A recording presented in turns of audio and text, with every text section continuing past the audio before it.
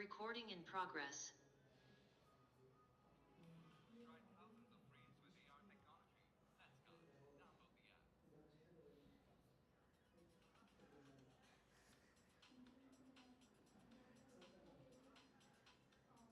Try thousands of reads with AR technology.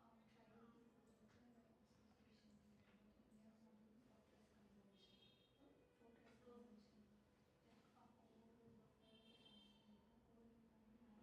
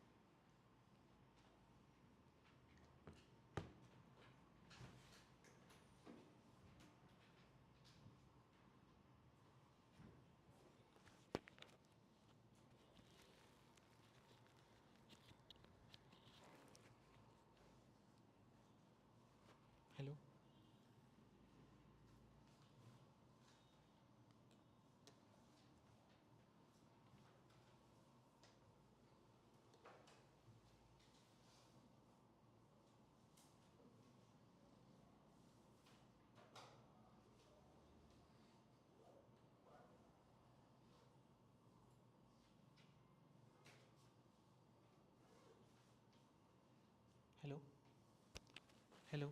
Yeah, fine.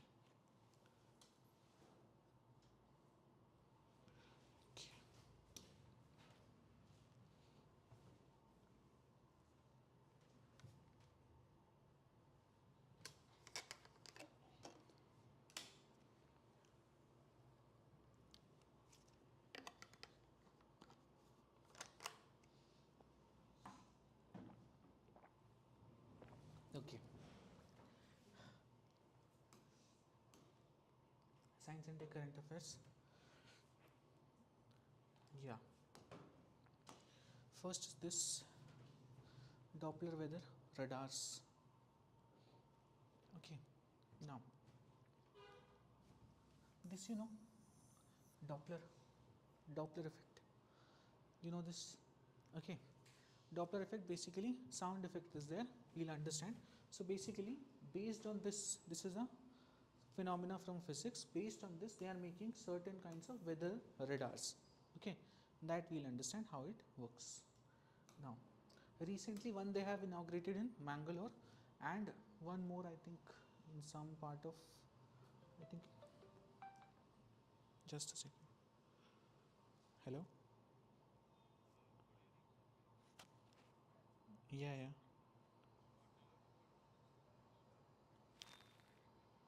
Yeah, just leave it at the reception.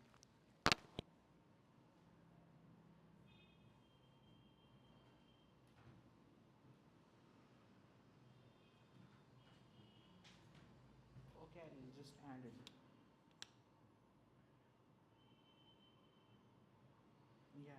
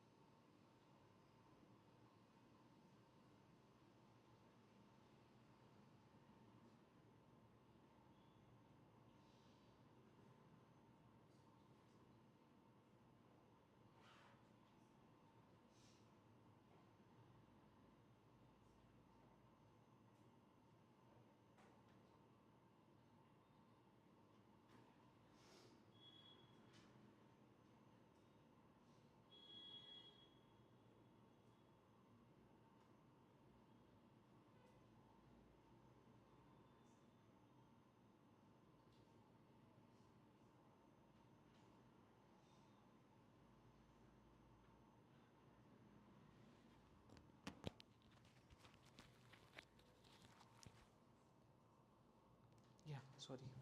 Okay. So Doppler weather radars. Now, let's understand this. So basically, first thing is under which scheme this is going on. So this is Mission Mosam. Okay, this is from Ministry of Earth Sciences.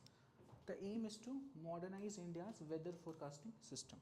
So now, what they had planned is that over the course of few years, they will install 70 radars at different places in India. Right now, they are done with 56 new Doppler weather radars. Now, long-term aim is obviously to achieve broad, near, nationwide radar coverage with respect to weather. Then, focus will be on improving now costing, short range and impact based, basically all kinds of weather forecasting.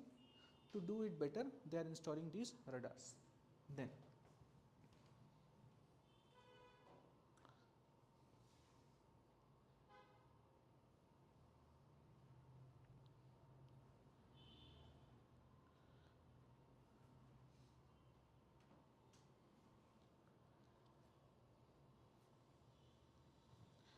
then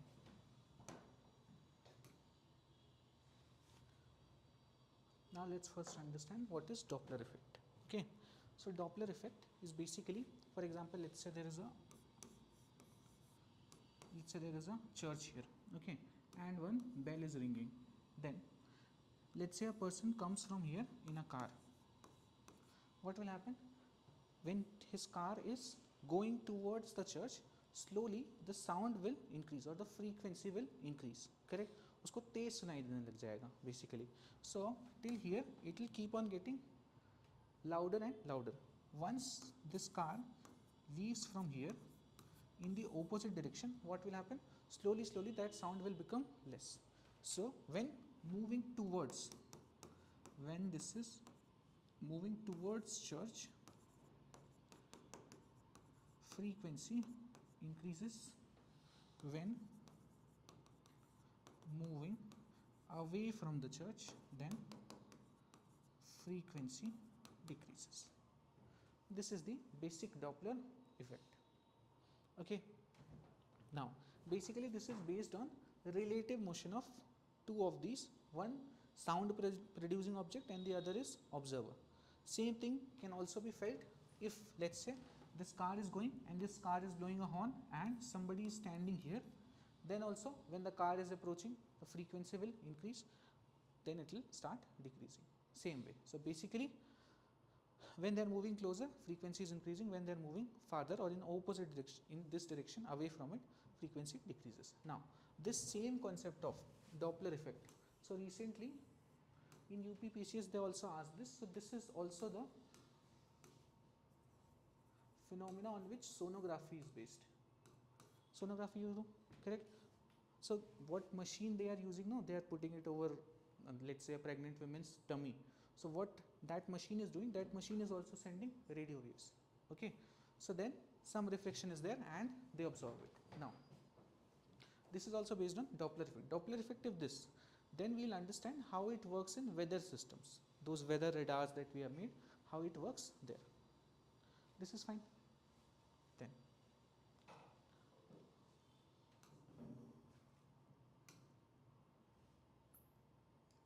now how it works here. See this thing now. So basically what they do, they will send a wave like this. So they will send a wave.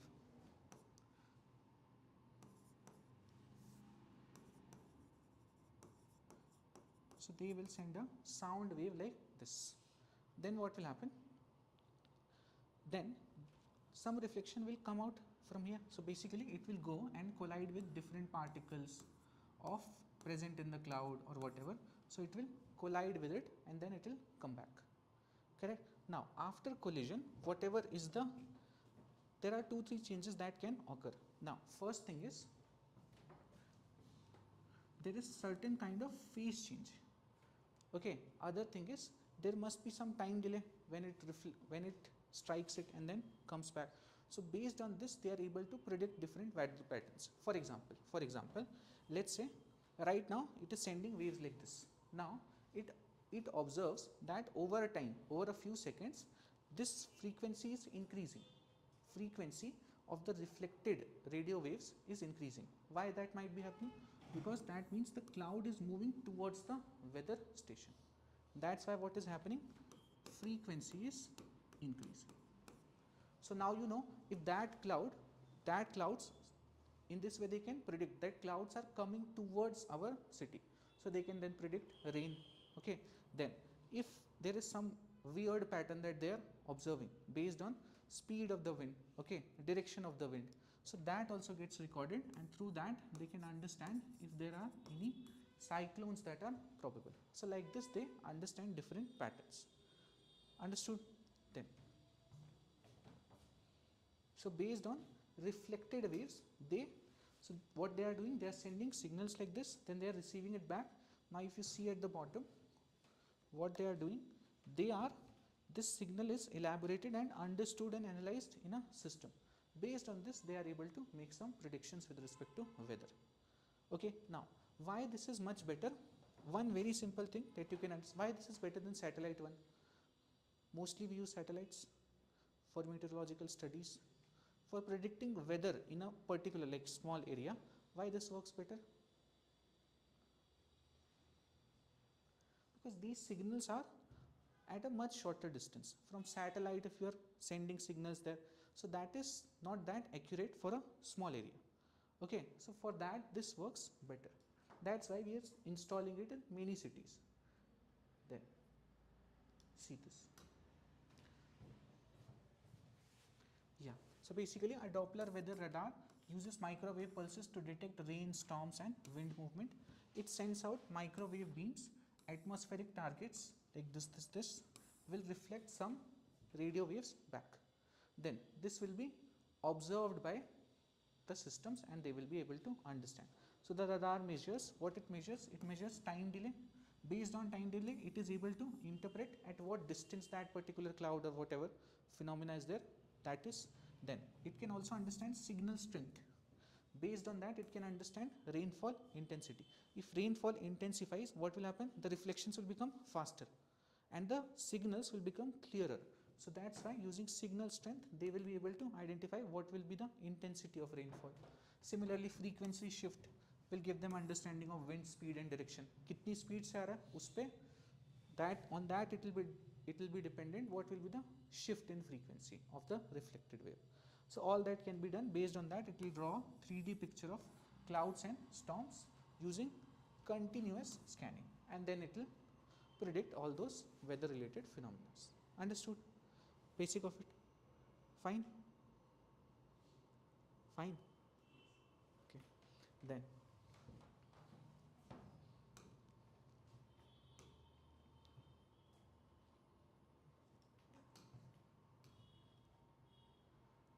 major use cases.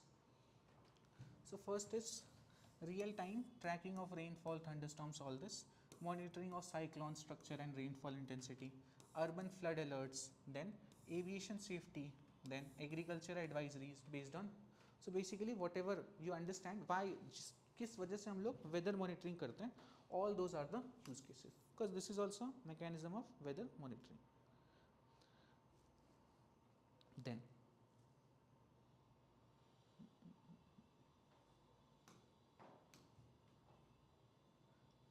what advantage does this have?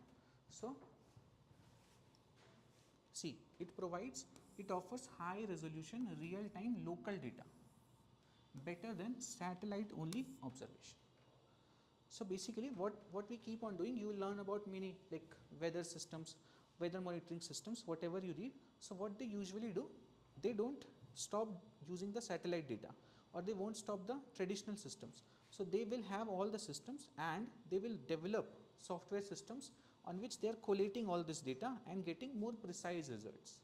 That is always the aim. So satellite only is being done, then some data from this also will come, and based on that they will make more accurate predictions. Okay, then detect approaching storms before they hit. Okay, then crucial for nowcasting all this, enable early warning systems. Then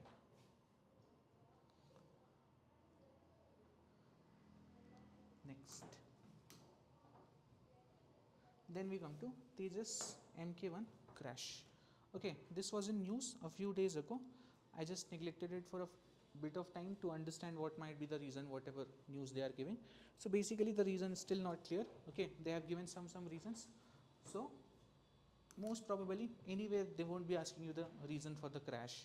Okay, so what becomes important because of this unfortunate crash is understanding what is this. Okay, so what is this aircraft, what are the different variants of it, that's it. Okay, then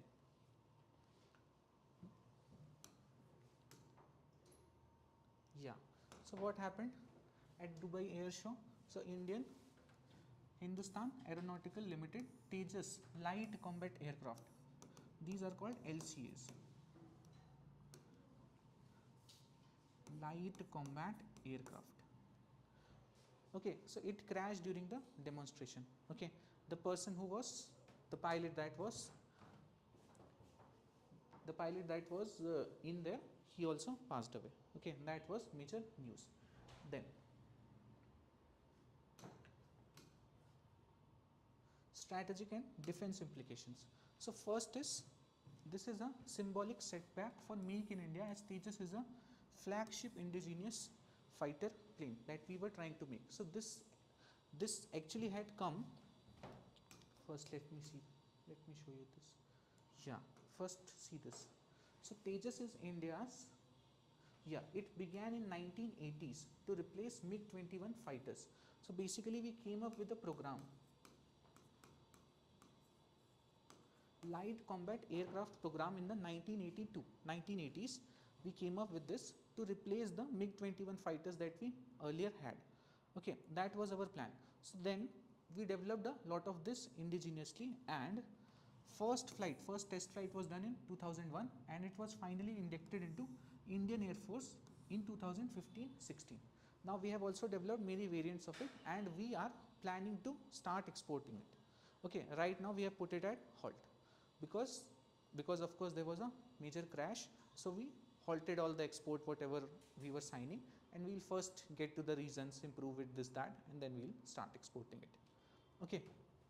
Now this is a 4.5 generation that we have made. So there are different generations of aircrafts. Okay, we'll study about in science and tech. So this is 4.5 generation. Right now, till now we have 5th generation aircrafts also. Okay, so this is 4.5 generation. Then multi-role light combat aircraft.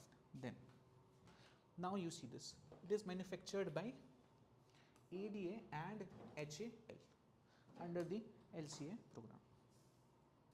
Okay.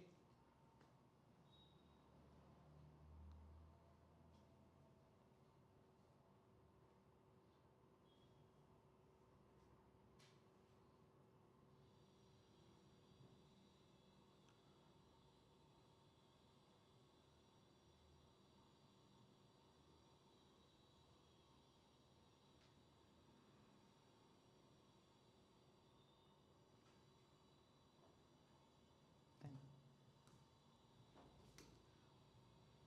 now see this, how it is a setback. So first of all, this is a symbolic setback for Make in India. Then expected review of safety protocols, this is fine. Then could temporarily affect export prospects, even though like India is of course claiming that there won't be much effect on the exports, because similar crashes have also happened for different fighter aircrafts of different countries. Russia's Sukhoi also has seen this. Okay, France's aircraft has also seen this. So we are claiming that it should not affect our exports, but it is yet to be seen. And international perception then reinforces the need for strong testing, training and display risk assessment. What they usually do in all these aircraft crashes, we also had one in Gujarat, passenger aircraft. So what they do, unfortunately, every like Airbus did that, here India would eventually do this, that it will be always left on the fault of the pilot, because of course if you take that there was some manufacturing defect, it's a huge thing. Okay, and it can cause a lot of loss. So eventually it will come to pilot's error every time this happens around the world. Okay, that also in that Airbus case also eventually they've opened black box, and then they said that there was some pilot error because of which this happened, because Airbus cannot accept it. Okay, that it was a manufacturing issue. It may be, it may not be, we would never know. Then this is done. Yeah, then we see key variants of it. So this is Tejas MK1 that crashed. Okay, this is the original operational variant with moderate indigenous content. Then we are also, this also we have developed, yet to be deployed. This is Tejas MK1A. So basically some more upgrades we have provided to it. Names of upgrades are not important to you. Then Tejas MK2, this is under development as of now. It will have largest airframe, whatever, so more advanced. Now there are many trainer and naval variants that they have also created with respect to Tejas. So some of them are being used by Navy, not that advanced one, but these are operational.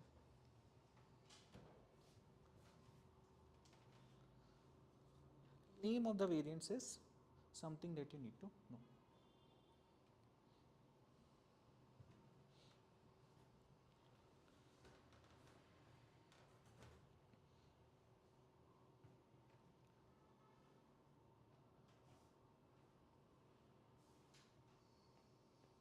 Then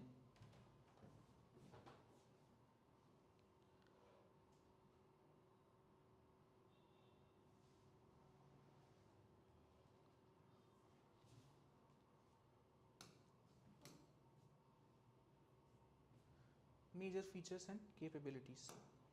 So this is the lightest and smallest in its class that provides composite airframe and high maneuverability. Then 4.5 generation. Then quadruplex fly by wire system. Fly by wire क्या होता था?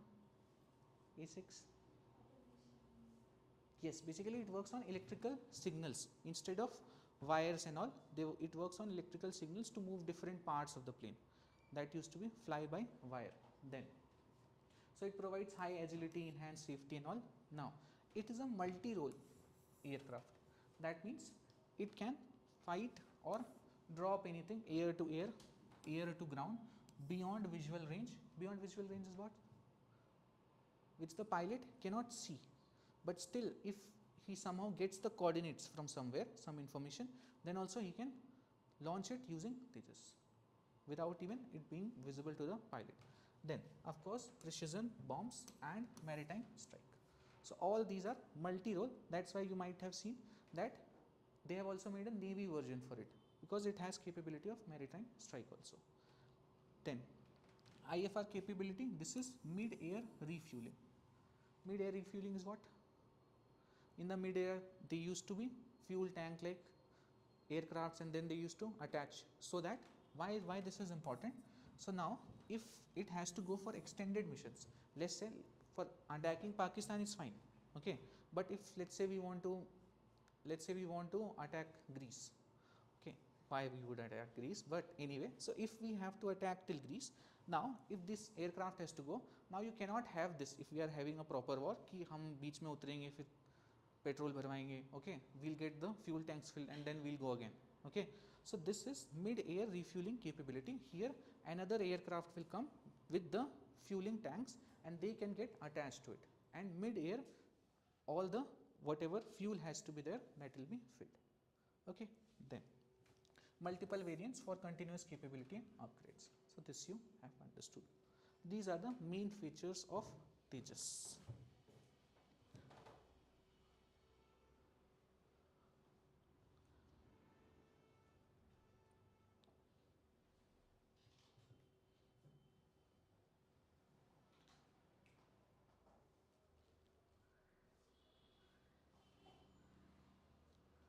Then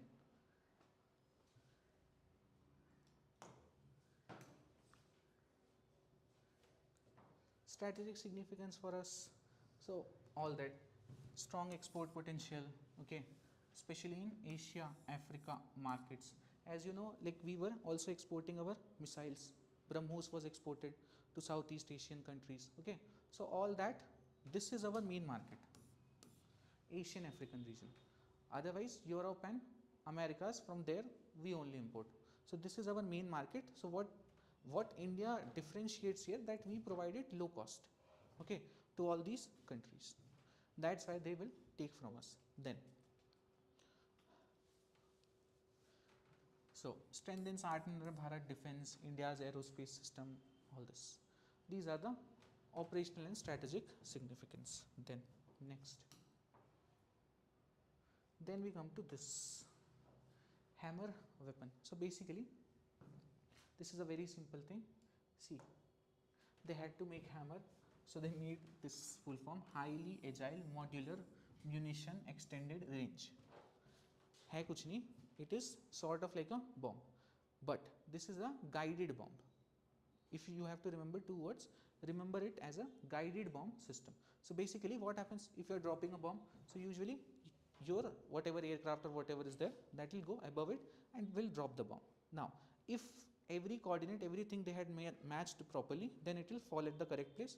If not, or let's say the target is moving, then it won't reach the target, correct. This will do what? So this one, this bomb has its own, this looks like this, so it has its own systems, okay, its own radar systems, its own navigation systems, based on which it is able to locate the moving target also and then hit it. Understood? That is any different from missile. Like missiles usually have those proper propulsion systems also. This won't have that strong propulsion systems. Otherwise it is again guided and it can hit the target. We also use this, like we don't know for sure, but we most probably used it when we were attacking Pakistan, all those 2-3 their what you call them, terrorist bases that were destroyed, that may be because of this. Then so hammer, So this is developed by Safran Electronics and Defense. This is from France. Now, this converts unguided bombs into precision strike weapons using a modular guidance and propulsion kit. Okay, so both these things are provided, and based on it, it will have some guidance system to eventually reach the target.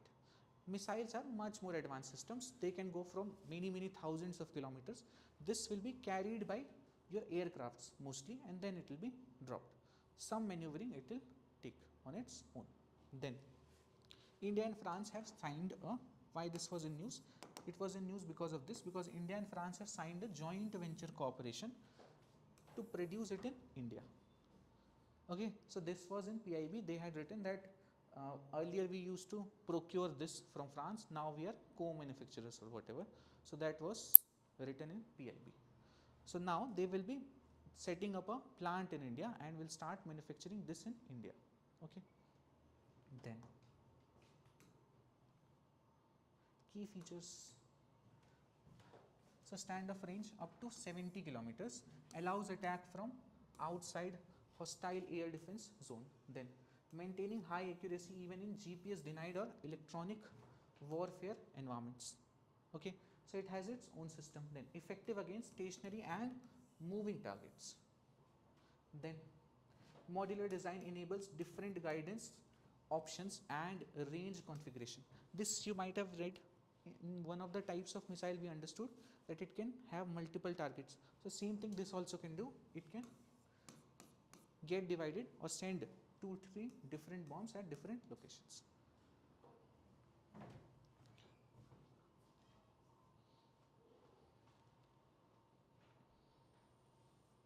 Then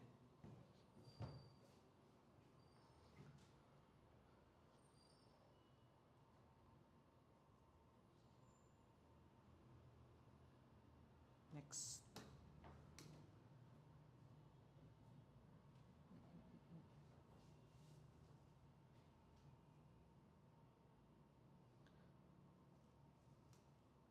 yeah, it's fine. Basically same things are being repeated. Increases reliability, strengthens deep offensive capabilities. It also helps us to keep our aircraft safe, because earlier if this is a normal bomb, then my aircraft has to go directly above and then only drop. This has some guidance system, so I can save my aircraft and then also send the bombs there. Okay. Then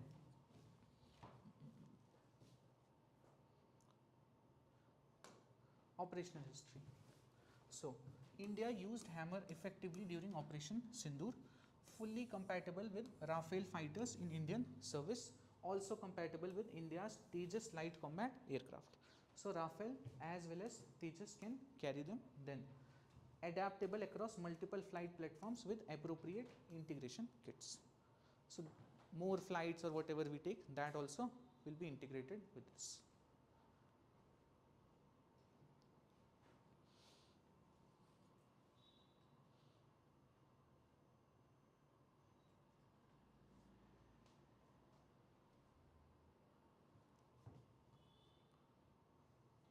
Then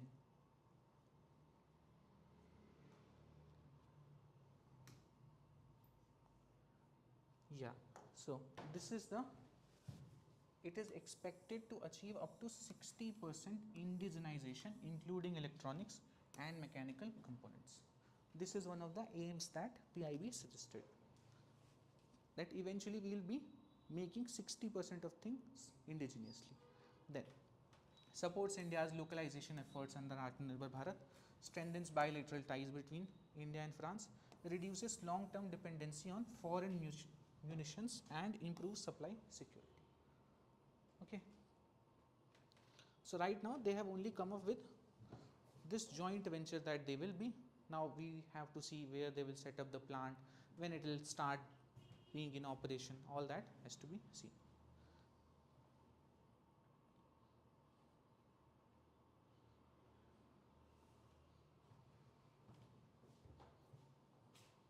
इतने में आ जाएगा.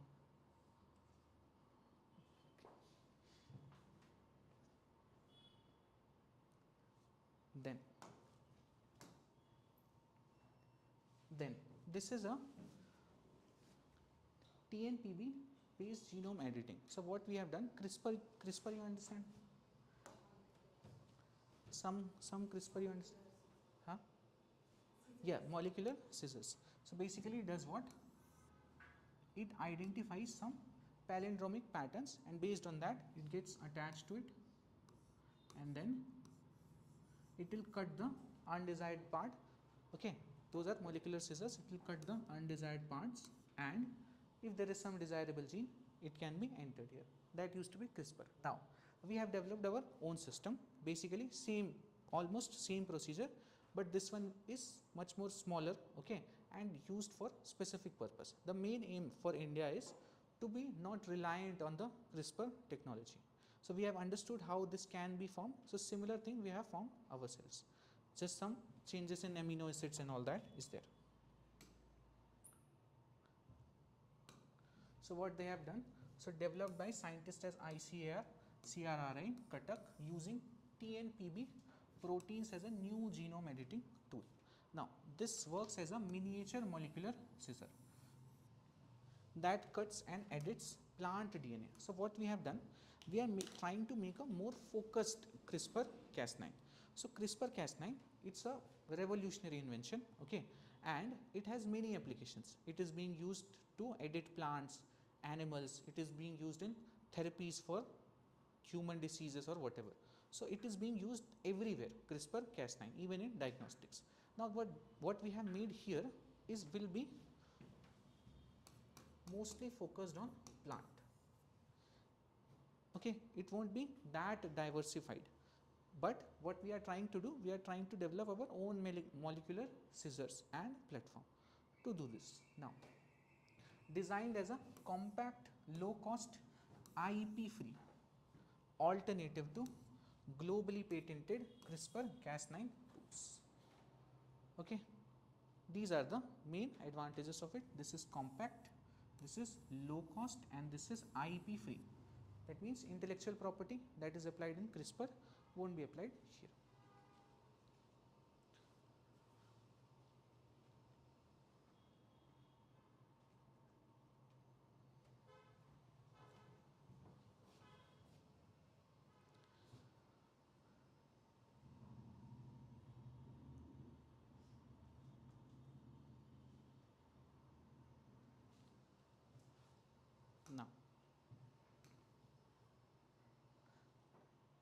Now see, some slight difference. We need not remember all these numbers and all, just basic understanding. So basically both are protein origin. This is based on transposon associated protein family. This word is not very important for you. What it actually means is, basically there you had palindromic repeats. Here you are having repeats of, there are certain parts of in the DNA that can be fitted anywhere. Okay, so there are certain parts that can be fitted anywhere. Those are called transposons. Okay, just the name is different. If they use this name, then you can understand. They won't be asking you what is it or any details about it. Then CRISPR was based on Cas proteins from bacterial immune systems. This is also derived from similar bacteria and microorganisms. Then size of the nucleus. This is the main difference. If you see, Cas9 involves 1000 to 1400 amino acids. Here it involves only 408 amino acids. That means it's a smaller chain, correct? Then Cas12a. So apart from Cas9, they have also developed many more Cas systems. Basically Cas is the molecular scissor. So Cas12a has 1300 amino acids, all this. So they have much more amino acids. Here it is much more compact. Then functional architecture. So both use guide RNA plus nuclease, but with different protein backbones and recognition pattern. Okay, the mechanism is same guide RNA, all that we had done. Okay, in science and tech class, those who have not done this will understand how guide RNA nuclease does this job. Okay, then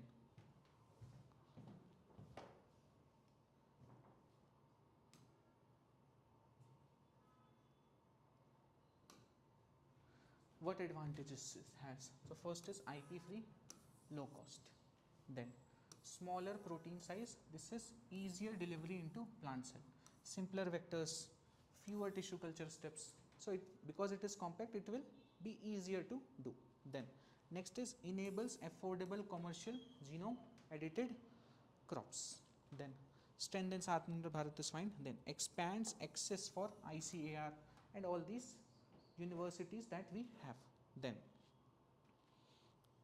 helps build India's own gene editing ecosystem.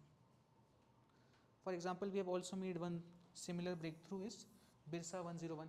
There also we developed our own CRISPR-Cas9 like platform. So this is, now we have developed the entire molecular scissor itself.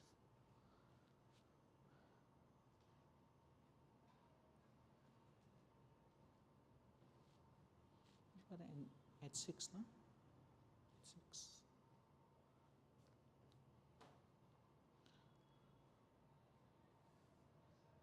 Then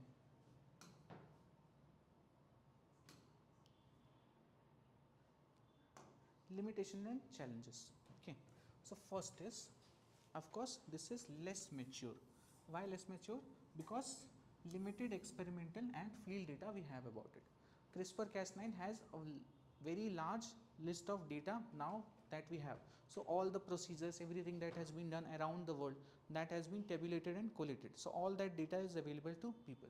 Here we have very limited right now. Then next is narrow functions. So this is mostly simple DNA cuts it provides you. Okay, CRISPR already enables base or prime editing, RNA targeting. Then you have also learned about gene silencing. So that also CRISPR-Cas9 if you remember. Okay, so all that can be provided by CRISPR systems. Here it is mainly about simple DNA cuts. Then this is a small toolkit. So there are fewer variants. CRISPR has a large family, Cas9, Cas12, Cas13, all these are different variants that it has. Then the domain is limited. So here what we have developed has strongest use in plants. Plants genome editing is the main thing focused here. CRISPR can do it across plants, animals, human therapeutics, everywhere. Then regulatory question. So this will need more data on efficiency, safety and off targets for wider acceptance. Off target profile is still unknown, still emerging. Off target, you remember? Off target profile is what? गलत जगह भी तो जाके join हो सकता है ना, कहीं से गलत काट दिया. Okay, so that is called off target. So off target profiling is not completely known. That will be completely known when we do more and more applications of this. Long term stability not yet as well mapped as CRISPR. So these are its disadvantage in comparison to CRISPR-Cas9.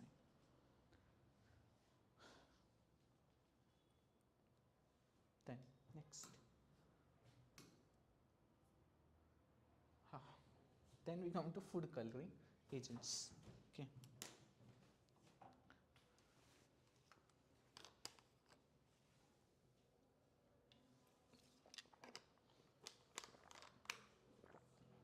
So in the past few weeks there are two food coloring agents that were in news. Okay. Food coloring agents, mainly the non-legal ones that you see in like in Karnataka only, they banned it recently. Auramine O they banned, okay, in across India. In Karnataka they have banned some methanol yellow. So what they found, these are found in different kinds of food. For example, in cotton candy they were using some of it they were using in kebabs. Okay, all that. So first is why is this issue of food coloring agents in news recently? So multiple states, Karnataka, Tamil Nadu, Maharashtra, Delhi, have found harmful synthetic dyes in sweets, street foods, cotton candy and restaurant items. Okay, then there are rising cases of industrial dyes being used illegally. So basically why these dyes are available? These dyes are used in industries. Now all these people, they anyway don't care about your health. Okay, so why buy food coloring agent? जब Asian Paints या कुछ भी है वही लगा दो. Okay, just the taste should not change.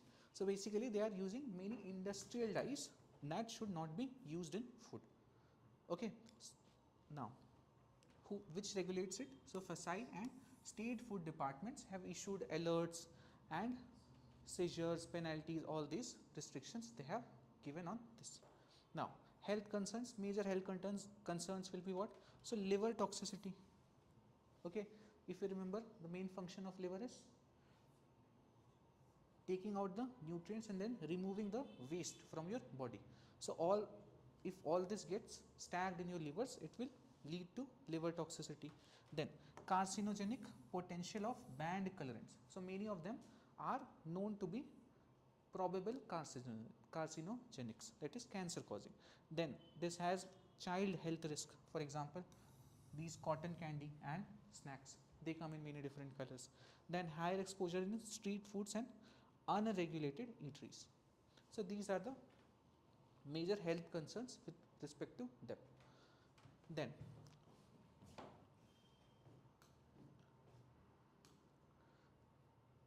so now, so basically not recently in news, I have seen for the last 2 years whatever I could find, okay, whatever all these colorants that were in news, that I have compiled, only 5 are there that you remember, okay. So first is this was very recently in news, Auramine O. Auramine O is fluorescent yellow in color, okay. Now, so why this is in news? So raids have found this bright yellow in bright yellow sweets. It is an industrial dye and this is completely banned in food. So there are some dyes that we will see that are that have very small quantity that is allowed, okay. So let's say at a very small quantity of, let's say 1 gram per kg, they are allowed. But what is happening?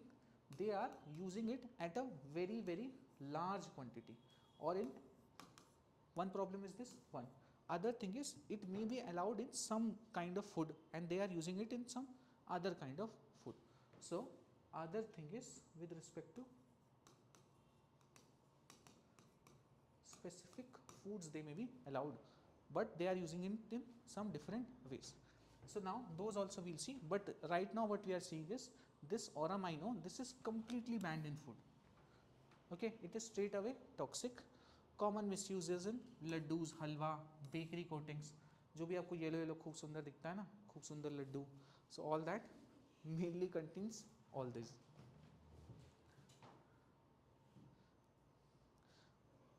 Like in everything they are mixing this food colors. Even if you buy like soft, you understand soft. So if you buy it and you wash it in water, you will see some, it will become like not that beautiful green that it is looking at now. Similarly, if you buy those, so what has happened? Haldi. So haldi, the whole haldi. So what happens? People, because they have become habitual that it will be bright yellow in color. Haldi तो बहुत पीली होती है, but the one which you get as root, that is not that bright, because of course it's a plant that is coming out, okay. But people are so habitual, so what they do is sulfur लेके मल देते हैं इसके ऊपर, so it looks very yellow to people. That's why you might have seen, like if you get good haldi, that is whole haldi, then it is not that beautiful. But the ones that you will see in marriages and all, now that is looking very bright yellow, that cannot be natural. So they are using something, okay. Then so same thing, everything is getting adulterated. They have also given questions based on this. For example, in lipstick there was some lead, okay, that was given. Then there was in lal mirch also they were mixing grounded those bricks. They were mixing the bricks, grounded bricks. So anything they are ready to mix. Paneer is, you know, in recent case that they analyzed 85% of the samples that they found was analog paneer. That is most probably made from vegetable oils. Now of course that is not an adulterant directly, because it is not harming your body directly, but it is just false promotion, because you think you are eating protein, dairy product, this that, but it is oil, okay. So that is analog paneer. Now the analog paneer has become so good that it is so difficult to identify. You won't be able to see and identify if it's a real one or a non-real one. Only thing is just by the quantity you can judge. कि अगर 100 रुपये में इतना पनीर आ रहा है तो false है, क्योंकि कहाँ से आएगा. Then next is this rhodamine B, this is bright pink or red. So Karnataka detected widespread adulteration in cotton candy. It is an industrial dye, again banned for any food use. This is used in cotton candy, sweets, syrups, colored drinks, all of these. Then you have metanil yellow. This has a deep yellow color. Now this is frequently caught in sweets and savory coatings and all that. This is again a textile or industrial dye, again fully banned. This is used in turmeric like powders, namkeen coatings, laddu sweets, all this.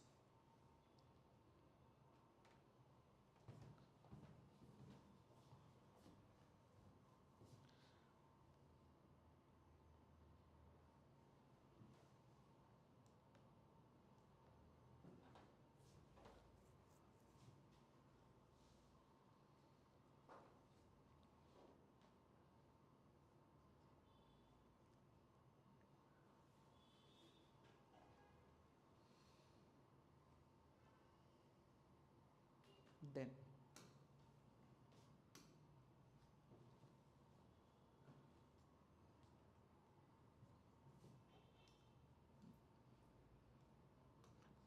last these two. This is tartrazine. This is lemon yellow in color. This has been again flagged in Karnataka. Now this has been restricted in some state actions due to misuse. So basically this is not a banned dye.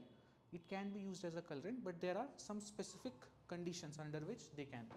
Now because they were misusing it completely, so then they started restricting its use. Okay, so this was found in gobi Manchurian. So an article came that was talking about gobi Manchurian mein yellow color they are putting. Then snacks, drinks, chips, noodles, all this. Then you have sunset yellow, FCF. This is orange yellow. So why this is in use? This is again found repeatedly in kebabs and tikkas during raids. This is again restricted in use. Use has been restricted.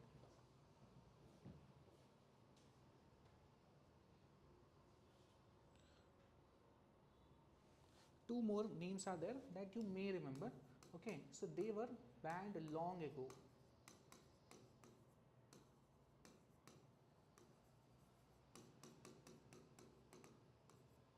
So FASI released a document in 2004 banning some of the dyes. So two famous ones were this Amarnath red and Sudan dyes. So Sudan 1, 2, 4, 5, whatever you see, all those are banned dyes.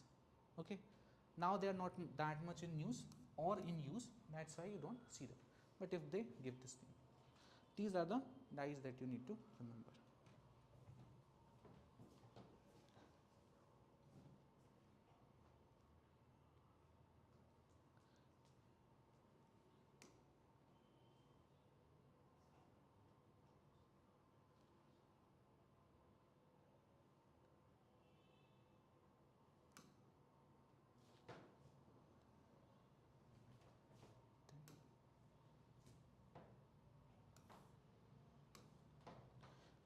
Okay, tell me, what have we learned? First topic, what was the first topic? Yes, Doppler weather radars. So it was based on Doppler effect. Now government has 56 out of 70 installed, more they are installing. This is for better weather forecasting. Okay, then you understand the entire mechanism, how low frequency, high frequency, if it is coming towards it, then higher frequency you will observe. If it is going away from it, then you will see lower frequency in the reflected way. Okay, so towards frequency will be higher and away frequency will be lower. Then next topic, Tejas. So Tejas crash, this was MK1 that crashed. Okay, then this crash was in Dubai and there are many variants of Tejas. What are the variants? So Mk1, Mk1A, Mk2 and the naval and air force variants that they have made. Okay. Then what more in Tejas? This is a light combat aircraft that we have done, and this is a 4.5 generation light combat aircraft that we have got. This started in 1980s and then we have done some deployment now. Then next, hammer. So hammer, this is by France, and now there is a joint venture that we have done, India and France. Correct? Eventual aim is to have 60% of it built indigenously. Now, what is this? Yes, so this is a basically guided or precision bomb. Correct? So it has its own navigation system. Based on this can hit both static as well as dynamic targets, static or moving targets. Then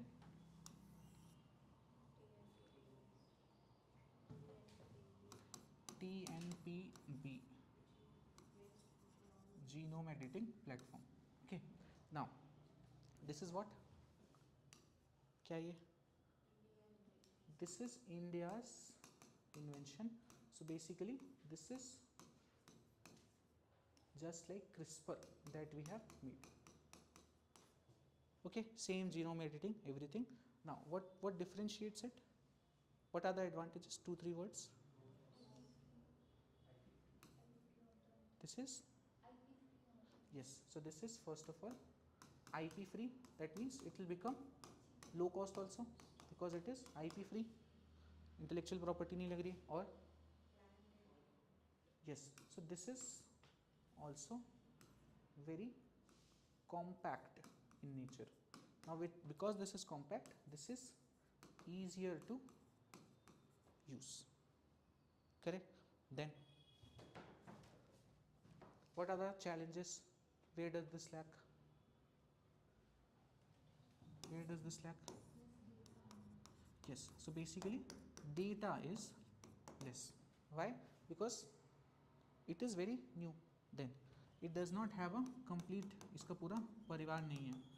So there is no complete family like of CRISPR-Cas9. Now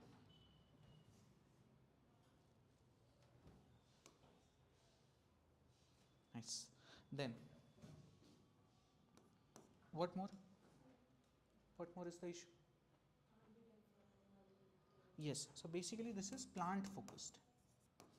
This is plant focused. Okay, that's it. Then last,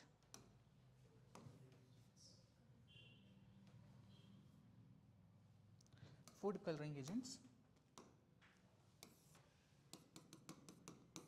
In that we have learnt about 3 of them that are restricted, sorry, the 3 of them that are banned and 2 of them that are restricted. Okay, names and all you need to remember. Okay, they will usually ask this in environment. And 2 more names that we learnt about was Amarnath red and Sudan dice. Okay, that's it. Is there anything that I left in revision? Fine. Okay, that's it. I don't have questions right now. Okay, thank you.